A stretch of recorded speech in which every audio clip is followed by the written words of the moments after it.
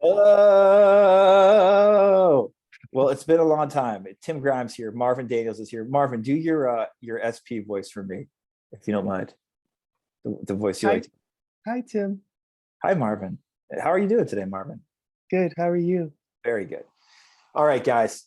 We're ready to go. Marvin and I haven't spoken in all of 5 minutes, and we wanted to hop on to basically lay some good shit on you.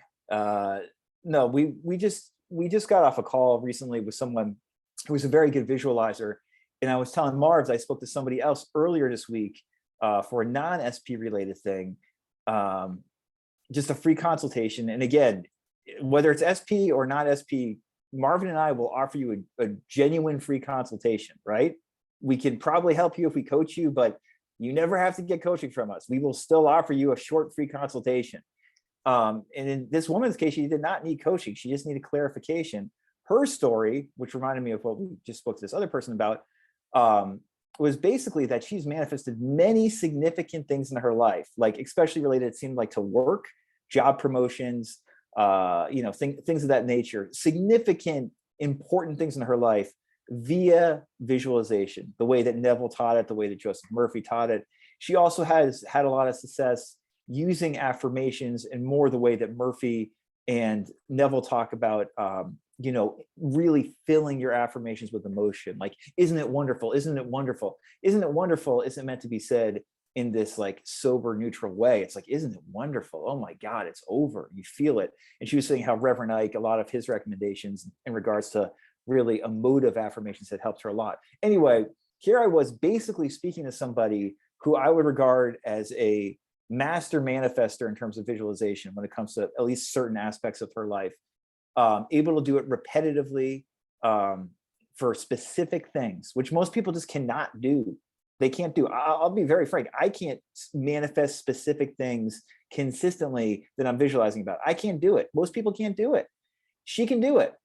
And anyway, she wanted to talk to me because she was like, I'm having trouble with robotic affirming. Like, I can do it for a day or two and I start to, feel like there's going to be a little movement or a little bit of momentum, and then it stops. Why is this?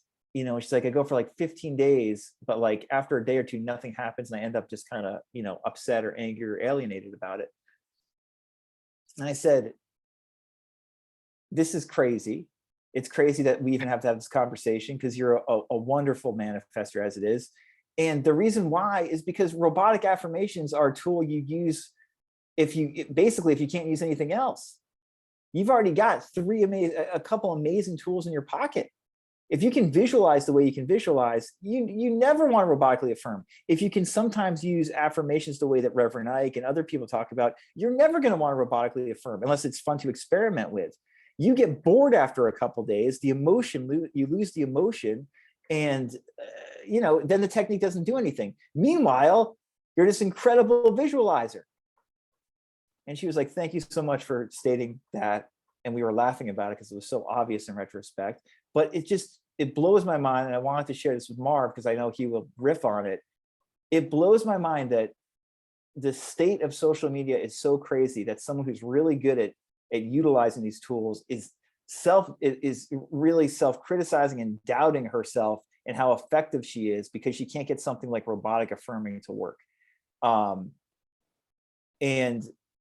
I was really grateful for that consultation because it opened up something for me too, just to, one reason that Marv and I love talking this stuff is just to remind you of the obvious stuff. Like, if you have things that are working for you, use them. So Marv, I was just curious your thoughts on that story because it was really interesting to talk to her. Yeah, well, I'd say that I just think that, Tim, I agree with everything you say. Everything you say is always spot on, Tim. It really, really is. No, seriously, man. Like, Thank you. this is exactly why, in my opinion, why this is why advertisement is so dangerous. This is why media is so dangerous. This is why watching the news is so dangerous. This is why propaganda is so dangerous, because it's so easy to get persuaded to do something that you actually don't need to do, or to do something that you shouldn't be doing. And something that I always hear, you know, growing up playing sports, playing basketball, playing all types of sports, but basketball mainly, training in basketball, you always hear people say, stick to the basics. Stick to the basics, stick to the basics. If you can do the basics, then the advanced stuff will come or whatever. But to me, if the basics are working, which is visualization, because you can visualize, visualization, in my opinion, is the basics. Because before you can speak, you visualize. You see things, you have an imagination. Before you can speak, even blind people, they can visualize. You know what I mean? Like it's that's there. That's the foundation to me personally. You know, whether you agree with it or not, that's, you know, I respect it. But that's the foundation to me. So it's crazy how we get persuaded by the hype around robotic affirming. And this is why I always preach awareness to people when I talk to them, is because you got to be aware of what works for you. As the old saying goes, if it ain't broke, don't fix it. Right? Why are you trying to fix something that isn't broken? And that's exactly what this person that Tim was talking about was in the process of doing. They were potentially in the process of getting ready to go down months, potentially of not seeing their manifestation happen because they were going to start robotic affirming instead of continuing to visualize what worked, because it sounded like Tim said this person was a great visualizer. So why would you stop that just because robotic affirming is the hype? That doesn't make sense to me. But again, this is why I go back to propaganda. This is why I go back to Tim always talks about marketing and packaging and influencing. That's what a lot of these coaches are, is they are influencers. They are influencing you. And even Tim and I are influencing you to a degree, but we're not trying to sell you off of the influencing aspect. Being an influencer is natural when you sign up to do what Tim and I are doing. That comes with the territory, right? But Tim and I, the difference between Tim and I is we don't lead with that. We're not leading with trying to get all shiny, glossy. We're not trying to make the package look like the package is worth $10,000. You know, like we're not the trying to make our packaging look like Hermes or Louis Vuitton, you know, or Gucci or any of these Shit, our packaging's worth 10 grand easily though. My God. Well, it is, but the packaging doesn't look that way. No. The pack, Certainly that's the does whole not. point. Our coaching is definitely worth more than we're charging. That's a fact. That's a fact. Our prices are Louis Vuitton prices. Our prices, the worth of it is that, you know what I mean? The Chanel bags, all of that type of stuff. Our pricing is 1000% worth that. But what I'm saying is our packaging does not look that way. And that is intentional, because Tim and I, we're not trying to influence you that way. We're not trying to shine up, you know, put on all the makeup and get the hair done and make sure that our background is flawless all the time and, you know, do all of this production. We're not trying to dress it up, because we want you guys to get real results. And that's the difference between a lot of these influencers that are coaching you versus us. And there's no knock to them, but a lot of people are easily persuaded when the packaging looks good. Exactly. When it looks fancy. Oh, robotic affirming, look, it works for her. You know, look, she looks like this, or he looks like this, and robotic affirming. But we want you to understand that the packaging doesn't mean anything. Like how they present the message to you doesn't mean anything. Is the message actually working? And the answer is no. Like the person said, robotic affirming hasn't worked for them. They tried it, they got bored, or whatever the case may be, and it's just not sticking. So there's multiple ways to skin a cat, as they say. This is why these techniques are here. Like Tim always references Neville, and Neville saying the techniques don't do anything really. The techniques were just to help put me in the state. So if visualization puts you in the state and you've manifested stuff easily through visualization, keep doing it. Don't think, oh, I need to go to robotic affirming to get faster results, because it's not a race. It's and that's one of the biggest misconceptions that people have in this field, in my opinion, is they always think it's a race. Like, oh, I gotta get this by a certain time frame. I'm racing against this person, you know, I'm racing against myself. No, take the competition away from it. You take away the anxiety from it naturally. Right. So Yeah, so well said. And it's like, I actually hope to have, I work with a coach who, for like basically like essentially we called ethical spiritual marketing. And he's the person who I saw this for years, and I know Marvin's seen it for years, but I never was able to really articulate it, which what most influencers in the manifesting space do. which is basically, my coach, Matt, he calls it soft marketing, which is like basically all about over promising and then consistently under delivering.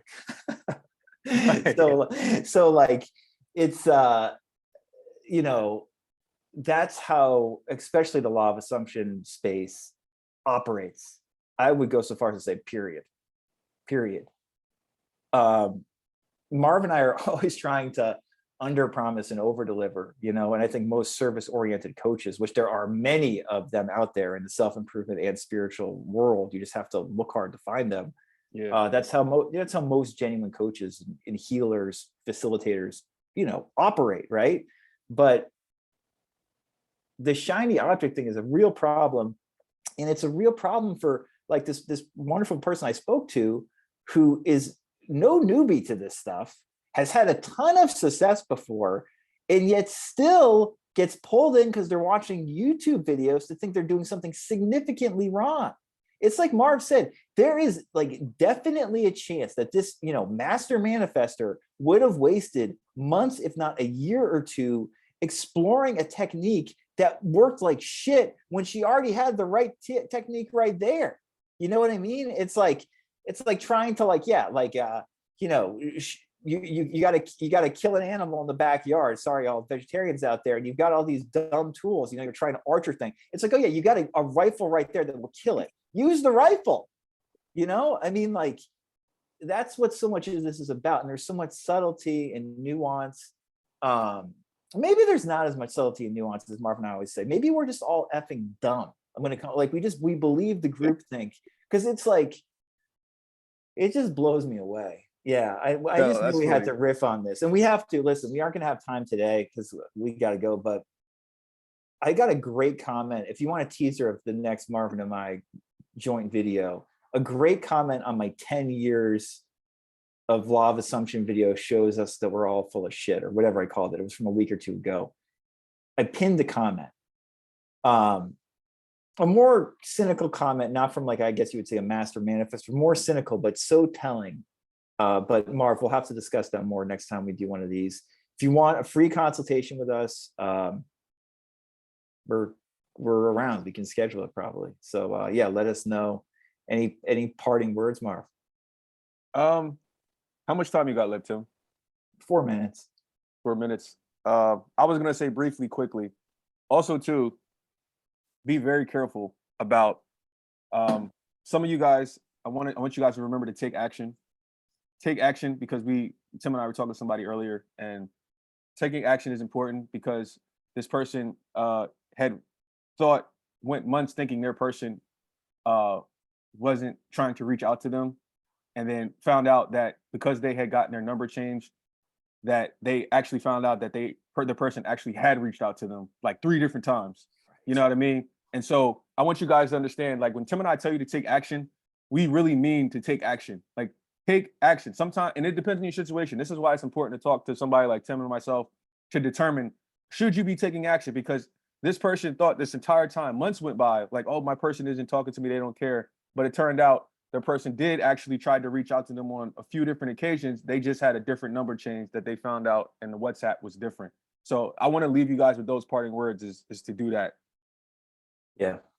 Common sense. It's so helpful when it comes to this LOA stuff. It really will help a lot. That rifle analogy was spot on, Tim. Like the rifle is right there. Pick it up. Like, exactly. Your phone is right there. Like pick it up. Use it. Message the person. You can message anybody in the world now, and it'll get it in 2 seconds. I cannot tell you how many people I've spoken to over the past year who it's like a simple text message or WhatsApp message would have like clarified a ton of stuff, and they haven't sent it.